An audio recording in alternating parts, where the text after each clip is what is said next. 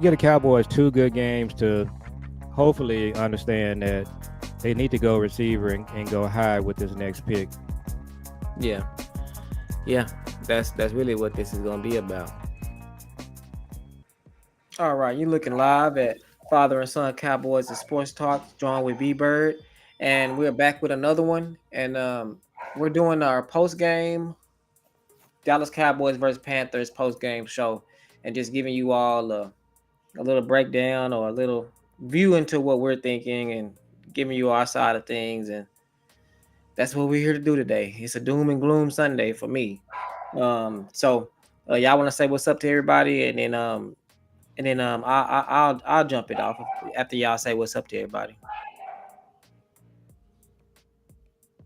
Yeah, hey, this is B Bird Cowboy. Just telling everybody what's up. We on just kind of, I guess, a little vent session, but we're also going to talk over some things and where we can go in the future. Appreciate y'all coming in. If y'all not catching it live, then on a replay. So yeah, just sit back and hopefully y'all gain something from this. Yep, Yeah, and the same with me. We're just gonna recap a little bit of a tough loss, so we just kind of gotta go through, what we need to do to improve and get better as a team. So, B Bird, we'll let you go ahead and just jump it off your observations of the game. Well, I found myself telling my wife while we was watching the game, and I said, "Baby, I don't know if I've seen a defense this bad before." And it's as though they didn't even care. I mean, to come and play. And we could talk about schemes because that's an issue. But people say, what's the issue? Players? Is it scheme? Is it want to? And my answer to all those is yes. It's all of them, man. It really is. And as much as the offense has been doing well on the other side, man, we got so we got a +1 offense, a -1 defense, +1 -1 equals 0. That's where we are as a team right now.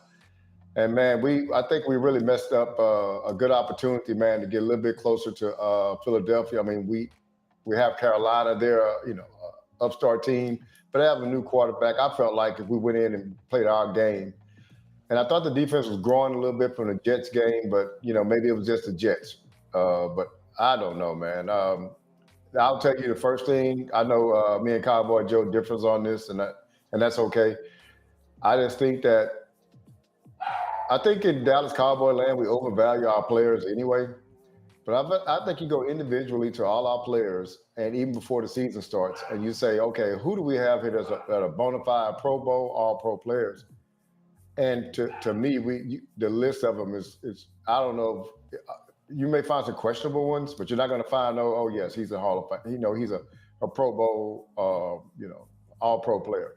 So I just don't think we had a talent on defense that we need, and we need to invest more. And that goes back to the front office. But that's my take on that. yeah, and no, I adopted I adopted that from you. When you said that, I've been saying that ever since you said that. You said that when you look at the offense and you look at the defense, you look at the offense, and we got all these first round picks, and then you look at the defense, and you don't have any, and then you traded the one that you Yeah. had, and so I've looked at that, and I'm like, you know what, that is just, the bottom line is that's what it is. And then when you look at what players start with other teams. Dak would start for the Eagles. He's a better quarterback than Jalen Hurts. You look at you can even make an argument that CeeDee Lamb and George Pickens are better than AJ Brown and Devontae. You can make that Yeah. argument. You can make the argument that Ferguson is better than whoever their tight end is. You can make the argument that Tyler Smith is better than their guard. He's an all pro. You can even say that, our center and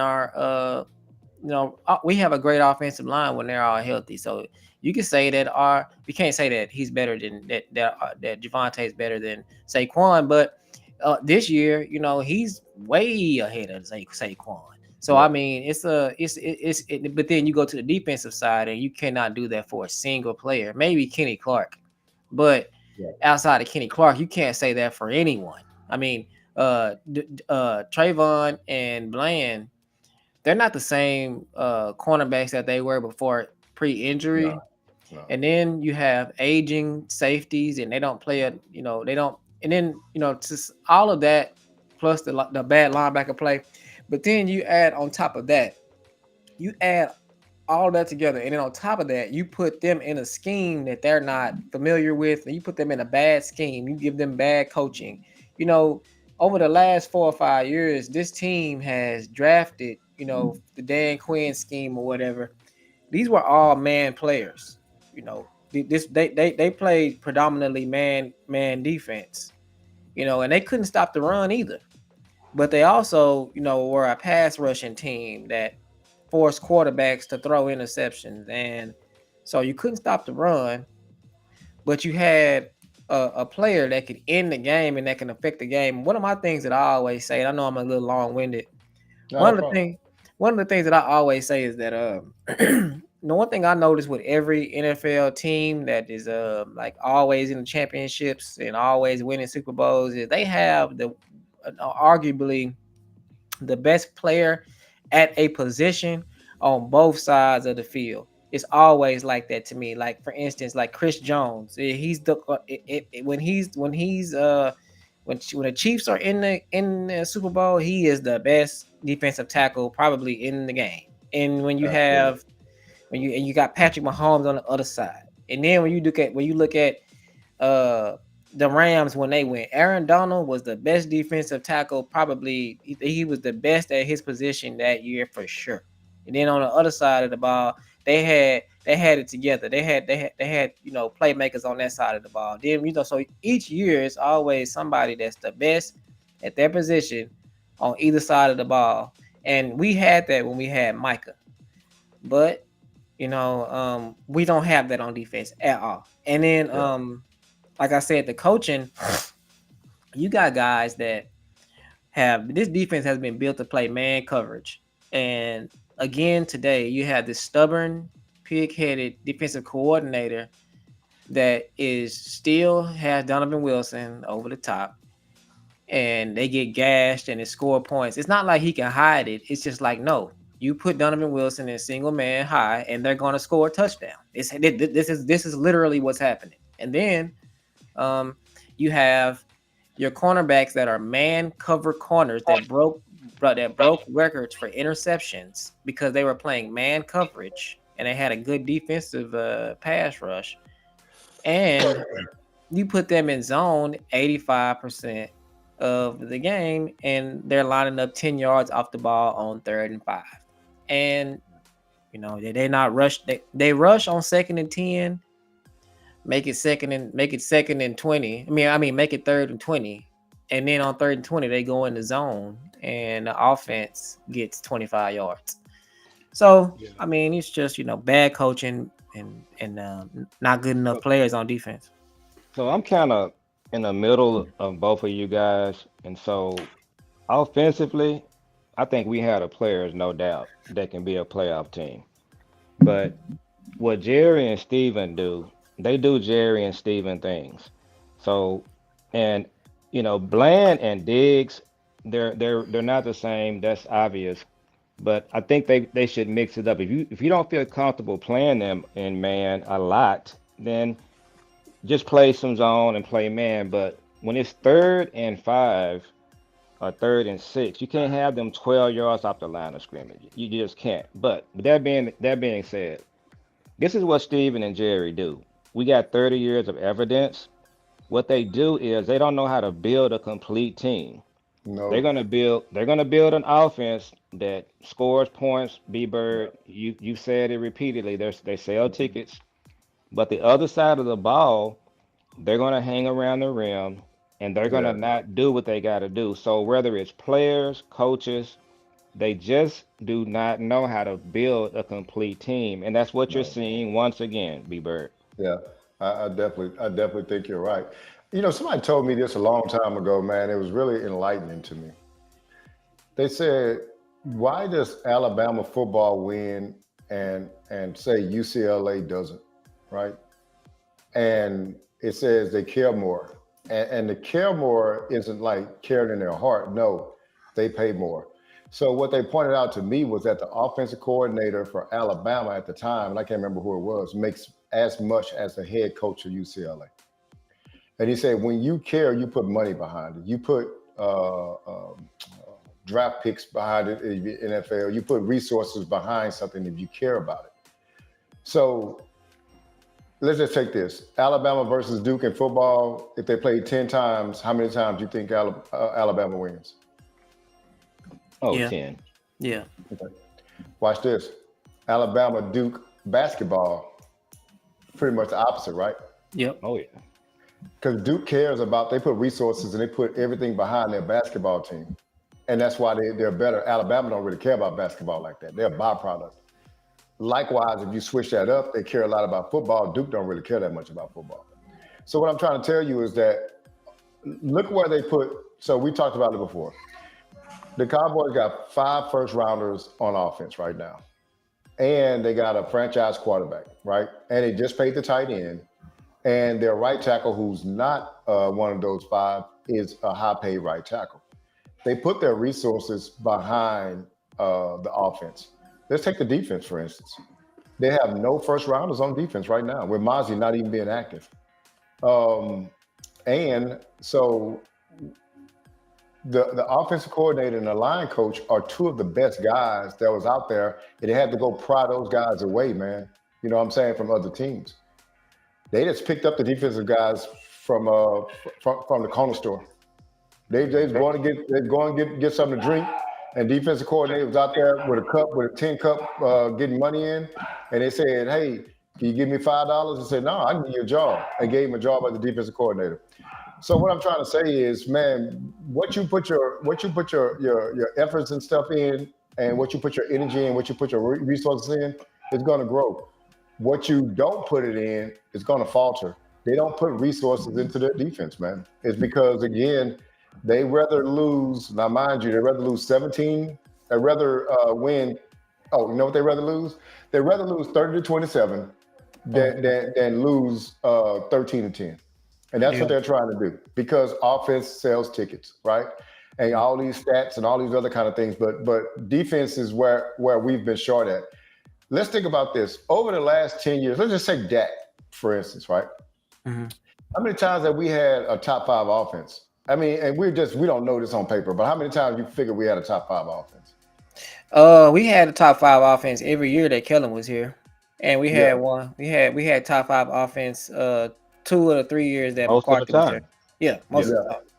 Yeah, and so we went through coaches, and we still got a top 5 offense, we can say. How many times have we had a top 10 defense? I don't think we have. We have not had a top 10 defense. You look at Kansas City, man, and some of those Super Bowls, it's just a game. But some of those Super Bowls, especially that one against San Francisco, man, Mahomes had a terrible first half. Yes. Oh, yeah. And that defense was the thing that kept them in it, man. Spagnuolo. They were stopping the run. And Frisco loves to run the ball down your throat. They were trying to run the ball down their throat. KC was not letting it happen. The thing about the Cowboys' formula to win right now, man, is that Dak has to damn near be perfect.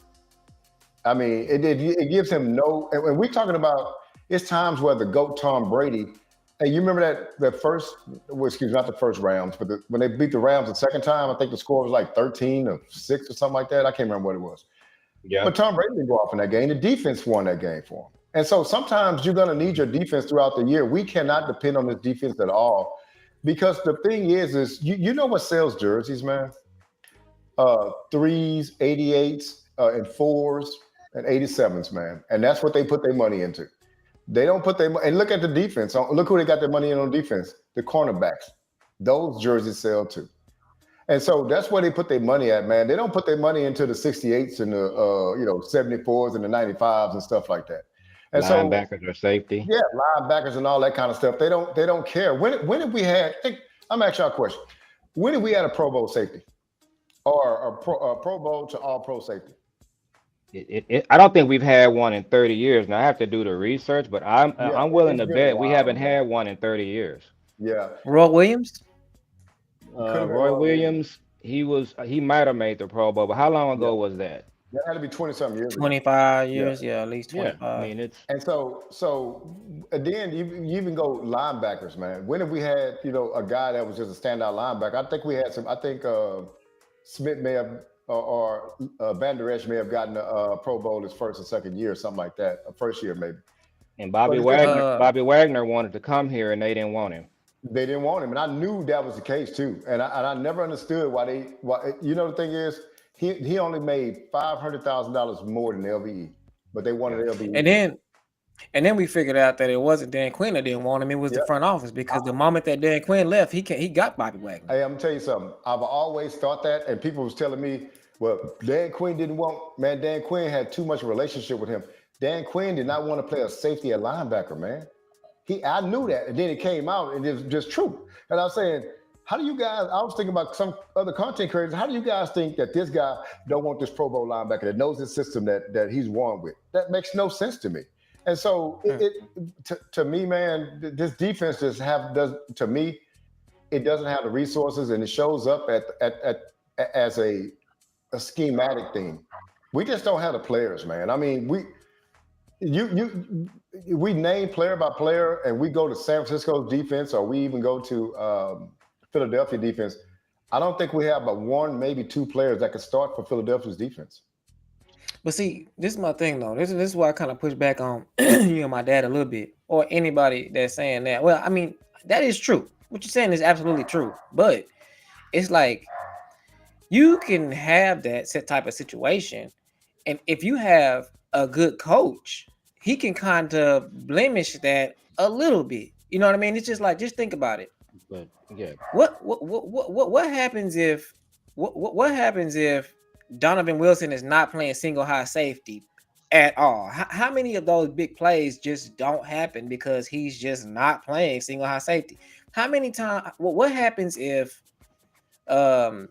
Jack Sanborn for the first 4 games just was not on the field? It was just somebody else. How many yards does he account for on blown assignments? How many touchdowns will we have if it was just not our single high safety, or how many 3rd and 5s would 3rd and 10s would they convert if they just was not lining 8 to 9 yards up off the ball? I mean, how different does this team look if those little things like that are just not done? Point. But that's the point. And I'm gonna let B Bird talk. But that's the whole point. We're both, all three of us are right. But here's the thing that makes Dallas different. The issues you have with Donovan Wilson, Sanborn, the issues that B Bird has with not getting high caliber talent. The 49ers, the Eagles, the Chiefs, the Ravens, they're losing this year. That's not the way they run their team. They run their team. They try to build both sides of the ball with the best players they can get, and then they pay the best coaches. So what happens is if you don't do that, what it means is B Bird is right with what he's saying. You're right with what you're saying, and the problem is the front office. This is Yeah. what they do.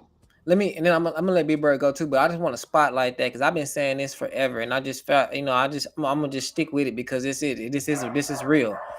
Whatever is obvious that the Joneses and the front office have their hands in, that is the downside and the downfall of this team year in and year out. So last year, what would most of the Cowboy fans say that the downfall of the team was besides injury? It was the fact that they did absolutely nothing in the offseason, right? Yeah. That's a front office thing. Okay. Yeah. And then so the year before that, if we, the year that we got Mozzie and Schoon, the failures for that year, whatever year that was, a lot of people are gonna say, well, we didn't get a running back in that draft. They drafted Mozzie and Schoon.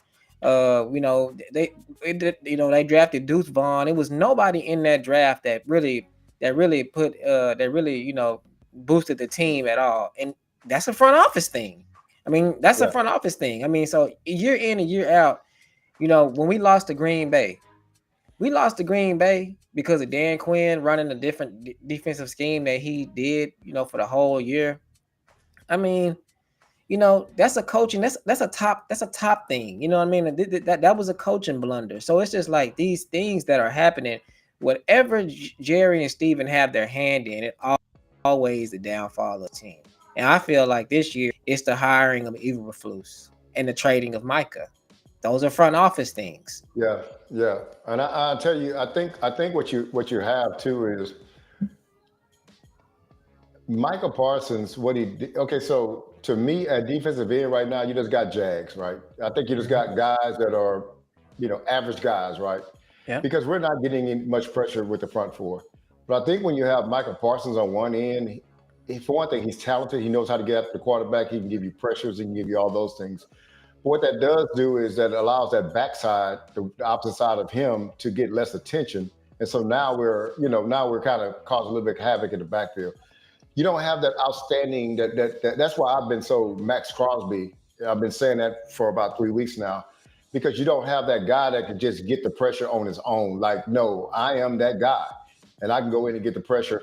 And what that ends up doing, and I'm going to give Eberflus this out, and it's not an out, but just give him this his side. Like I gave y'all an example before, man. You can't trade Steph Curry at the start of the season, then in the middle of the season talk about, man, why we don't have as many 3 pointers as we used to.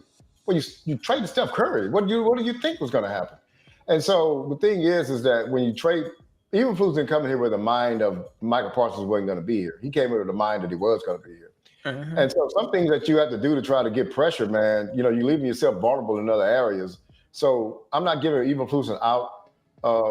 I think it's okay. So let me tell you, I got my theory because I used to coach my son in youth football, and this is a long stretch, but y'all get it because the concept is kind of the same. I was a defense coordinator. When I went to talk to the offense coordinator, I said, "Hey, man, look." I said, "Man, we got all these guys. I mean, because we had a lot of guys go to college. The team was really good, Mhm. and so I said, "Hey, man, shoot, why?" I said, "Man, why your playbook so big?" I said, "Man, all we got to do is have like 5 plays. We got the best players in the league. We got like our 3 backs are the best 3 backs in the league. Like, so all you got to do is sweep, white, sweep, go up the middle." He said, "Man, look," he said, "just because I got the best players, that don't mean that I'm going to coach less. Like my coaching, just because of the talents here, my coaching don't change. No, we got 35 or 40 plays. These players got to know all the plays." And what he was saying was the talent. Just because I got a lot of talent, that don't mean my coaching should go down, right? That don't mean I go get cheap coaching or other way. You know what I'm saying? So what I'm trying to say is both of them, they're independent of each other, but they do come together. So you should get the best players and the best coaching, and then bring them together, and then that's what you got. Guess what? We got an example of that on offense. Yeah. Yeah. So, and you see what it's Mhm. doing. You can do the Yeah. same thing on defense, man. You can get better players, and you can also get better coaching, right? And then when you Mhm. got both of those things, now it's going to elevate. It's going to multiply.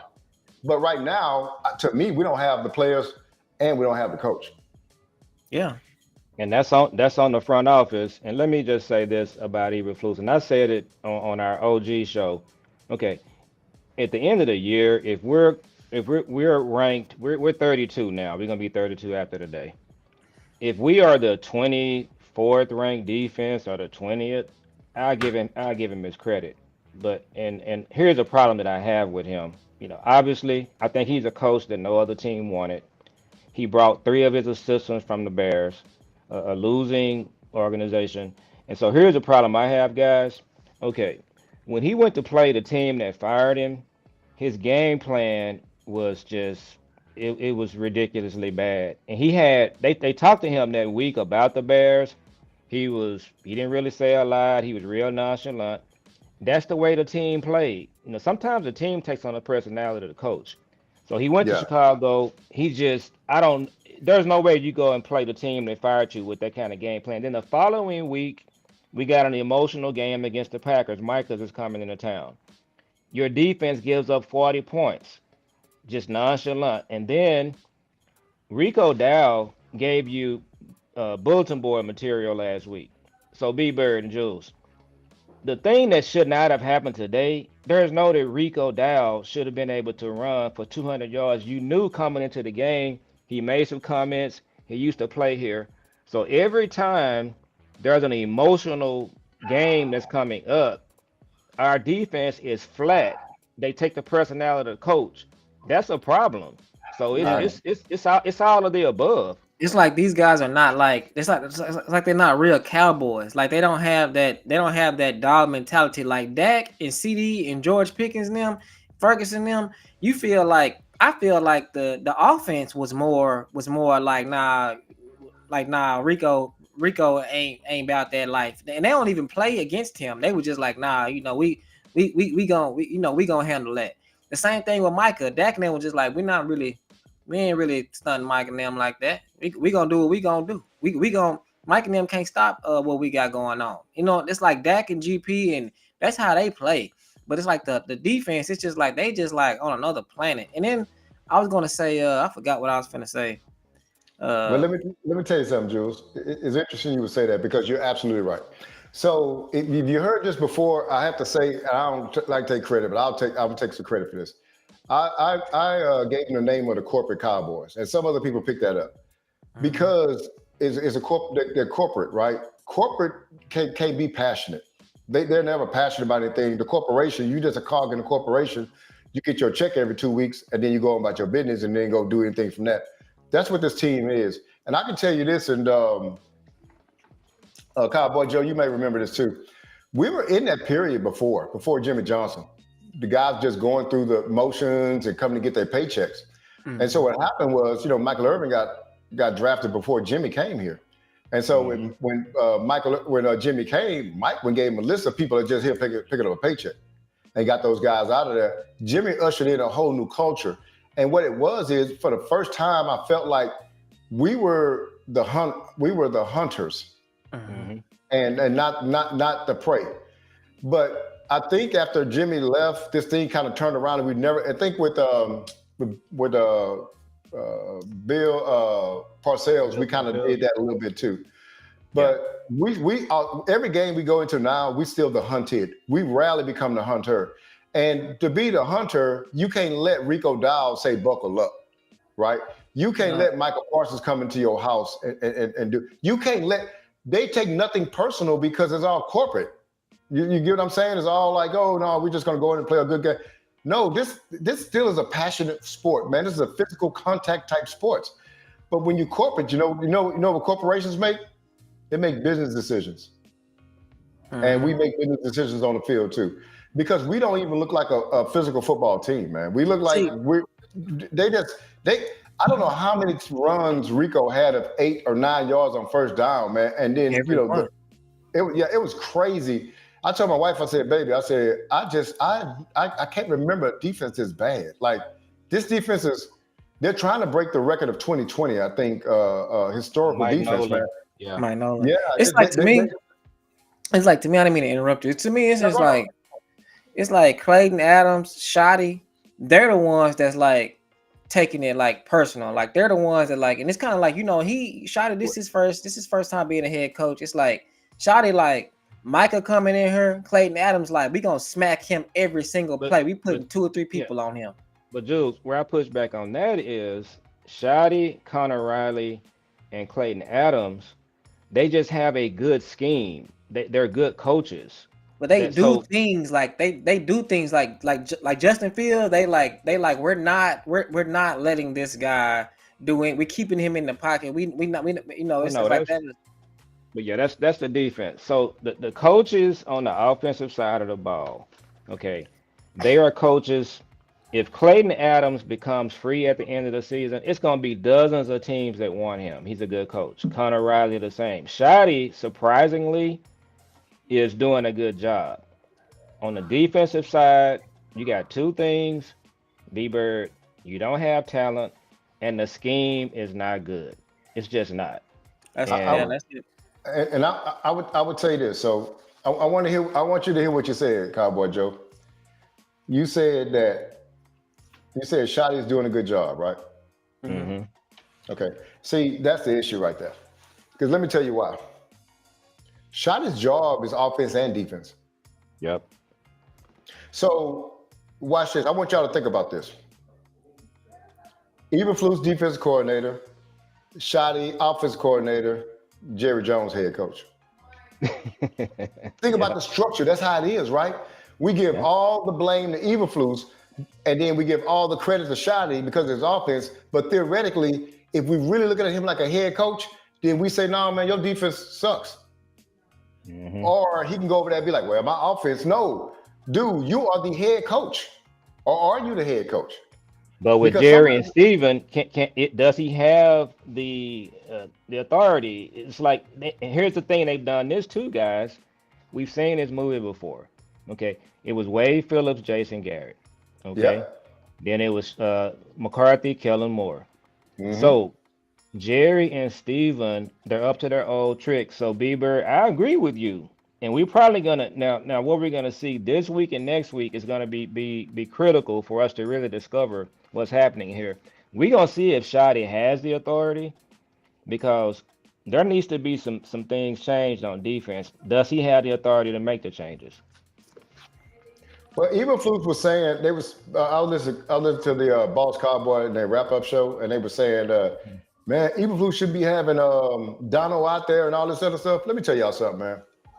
Somebody going to convince me that coaches have the authority to swap out high paid players for low paid players. I just don't think Yep. they have that. I don't think they have that ability, man. I just don't. Yep. I don't think that they call. I think what happens is you say, hey, man, look, we want to play, somebody else instead of Dono.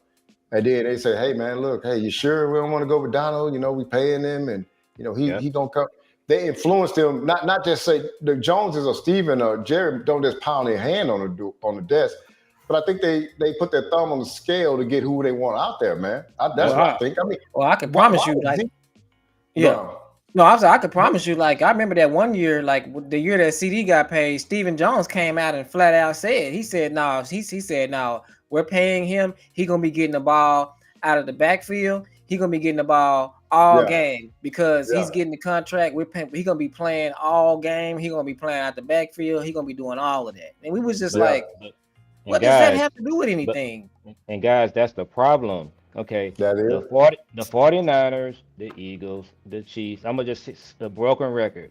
Those franchises that have had success the last 30 years, Detroit is doing it now. Those franchises, what they do is they don't really care what your contract is. We've seen it happen with other franchises, but that's what this front office. That's their calling card, and we gonna have to do a show about the Cowboy culture, B Bird, Yeah, and we go round and round and round about the culture of the Cowboys.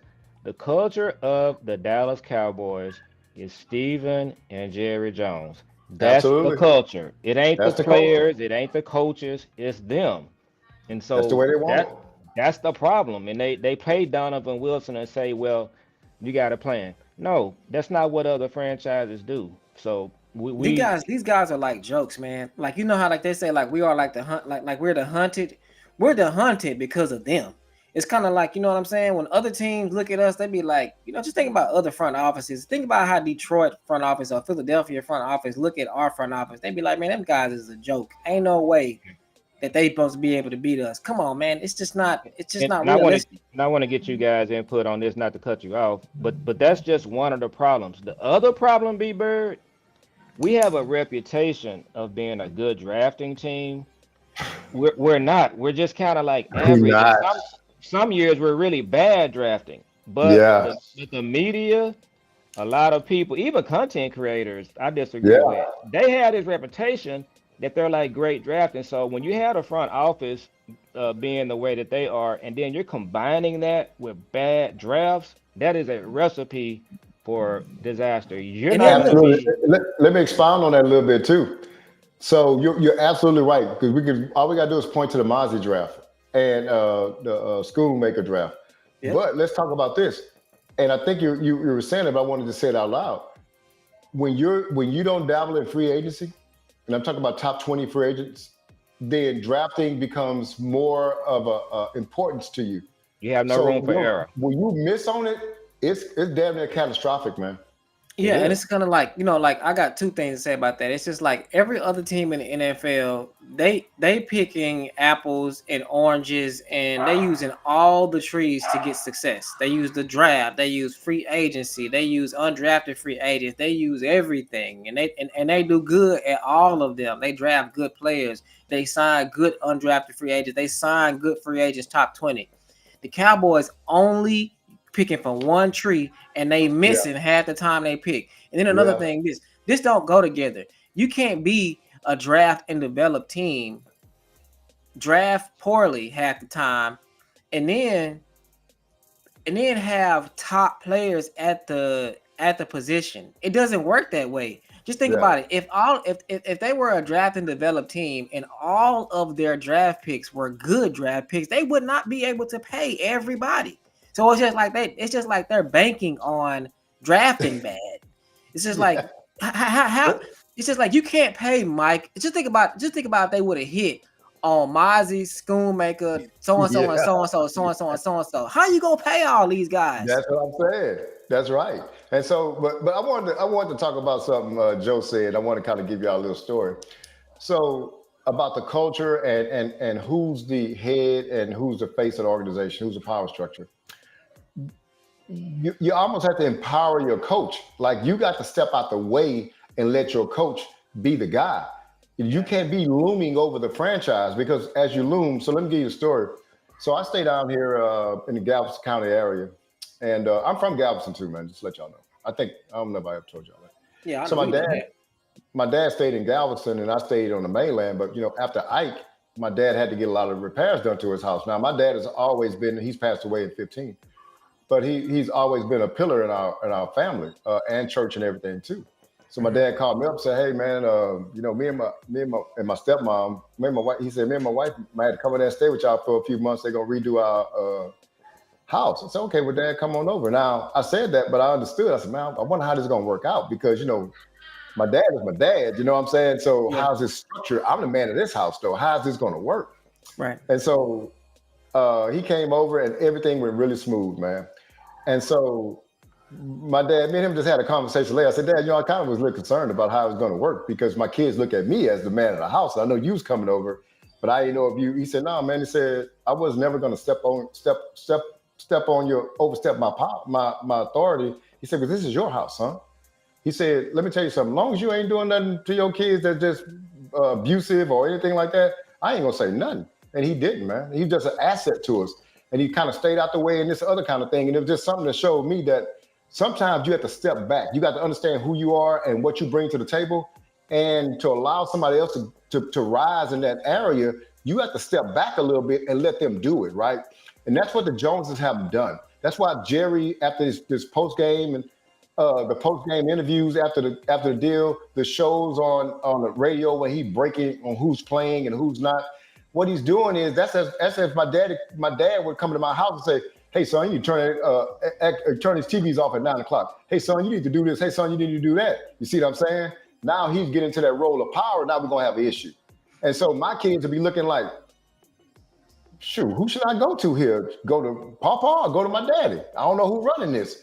But my dad didn't do that. He stepped out the way. And see, you get now. I just want to give you that kind of analogy, man, just to show you just how sometimes people of power got to step back and let other people move into that, and then understand. No, I need to support that person that's there because I need to step out the way. And I'll that's give what you Jerry. Yeah. I'll give you a perfect analogy that goes perfect with what you're saying and with the Cowboys. On a documentary, on a Barry Switzer episode, they was talking about how Barry Switzer was talking about how Jerry, when he hired Barry Switzer, how Jerry had made it a thing to where the players was calling him coach. The players was calling Jerry Jones coach. And he was walking around. They said that like Jerry was walking around like at practice with a shirt on, with his coach's shirt on and his shorts on and a whistle, and having all the players address him as Coach Jones and all of this. It's just like, bro, what are you talking about? I remember though, growing up, I remember it was a thing to where like Jerry would just pop up on the sideline when the team started losing. Jerry just come down on the sideline in a trench coat, and it's like everybody like, oh my God, like here he go. And it's just like, where is that Jerry at? To where it's just like I'm coming down here as like an authority figure, like y'all messing up, and somebody about to lose their job. But you don't need that. You don't need that. You can't have that. And see, when you're doing that, you usurping your coach's authority, right? Yeah. Your coach has to be the guy. And Cowboy Joe tell you this. When we were good, Jimmy was the guy. Yeah. Remember, Jerry was trying to get the front office straight, trying to get the finances straight, so he couldn't touch anything. But once he got those things straight, man, then he came down and started meddling, and we have not been the same since. And he's Yeah. meddled the whole time. So you can't even if positive things come on with Jerry coming to the sideline, it can't be the way it happened. It has to go through your coach. It has to go through your coach, and he has to empower his coach. Well, how you do that? By shutting up. Make your coach make look. You should have the training camp, the first day of training camp speech, and that's all they should know about you. That's all they should see of you. You should go back to doing your other business. He don't have no other business. That's his business, man, and that's why he stays messing with it. I think when Parcells came in, this was the only time that he really veered off course. During the Parcells era, it was I it was apologize, y'all. We kind of having some technical issues. Let's just give it a second and see I if we can, can get. Oh, my bad. I can hear you. Can you hear me? Yeah, it sounds good to me. Jules, you need to close the door. Well, that's my daughter's dog barking. And we gonna go ahead and wrap up here. But no, during the Parcells era, Jerry had to take a little bit of a back seat, and it was well documented that he was the most miserable during the Yes, Parcells era. He didn't, yes, he wasn't able to do what he normally does. Ultimately, that's why Parcells went ahead and stepped aside, and that I think it was the 2017, the team that went 13-3. Wade yep, Phillips was the coach. yep, If Parcells had stayed one more year, if Jerry had learned something, that 13-3 team that Wade Phillips had, I still say today, if Parcells had been the coach of that team, yep, they don't lose to the Giants in the first round. Now, one yep, big thing that happened in that game that people don't talk about, T.O. had hurt his ankle. But that being said, that yep, was Parcells' team. And yep. Tio if had he hurt had his ankle stayed one more year, before that. He yeah, had hurt his, he hurt it against Carolina, matter of fact. yeah, sure But did. no, but if Jerry had just stayed to the side just one more year, Parcells takes that team, I believe, to the NFC Championship team. That was his team. So let me tell y'all, Jules, this is a question for you. This is a little trivia. So we've only hired one alpha coach since Jimmy Johnson, and that's Bill Parcells. Do you know what the motivation to hire Parcells was? To build a stadium. Absolutely. He knew he had. I don't know. Cowboy Joe or Jules. I don't know if y'all know this. You know it's a cell phone video of him admitting to that, right? Oh yeah, Oh, you yeah. saw? I Yeah. would. I haven't seen it, but I wouldn't No, be he's in a surprised. bar and just a random guy said, Oh "Hey, yeah. I seen that. you seen it? Yeah." People don't Mhm. know that, man. It's actually out there. It's like a flip phone or something. But Yeah, that's he had it like in his pocket. yeah. And so when you look at coaches that he's hired, he's always hired these subservient coaches that are just happy to have a job. And so Yeah, but you see what happened when you get Clayton Adams. You had to go after guys, right? And so those are the kind of guys that's going to get you over the hump. Those are the kind of coaches, but you got to go after those guys. And I'm yeah. going to ask y'all a question, man. I'm sorry to get on this because it's just on my mind. What do y'all think about the statement that he said about trades, like waiting on his phone to ring? That irked me, man. Well, he said that, and that irked a lot of players. That irked a lot of people because they asked him about that last week on the on 105.3. They asked him on the fan. They was just like, so being that this team is Dak is playing as good as they're playing, and Dak is playing as good as he's playing, and the offense is looking as good as it's looking. Don't you think that maybe this time around you should be the person picking up your phone instead of waiting on your phone to ring? And what he said was, he said, absolutely. He said, what he's waiting on, he said, what you do is you wait till you get to like the trade deadline and you look at the teams that are like one and whatever, winless or whatever, and then you start seeing if it's areas that benefit your team. So, but Yeah. yeah, But he said that, but we got this, I don't know if he gonna, but act but on that. here's the problem, guys. And Joe, let's go ahead and wrap. And Bieber, we may just try to do a show in the middle of the week. I'll see if you're available, Yeah, no and we problem, can man. we You can just let me we can know. we can finish talking about this. But here's the problem with them as well.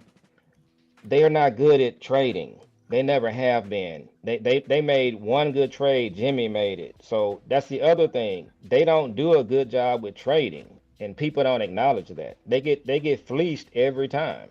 So him talking about he waiting on the phone to ring, it's like, sir, it doesn't really matter if the phone rings or not. You just don't do a good job of trading. You get fleeced a lot. So you don't. I don't think you want him trading because he just doesn't do a good job with it. And I said this before, B Bird. The trade that you want for the edge from the Raiders, his name escapes me. What is his name? Max Uh, Crosby. Max Crosby. Here's what's going to happen.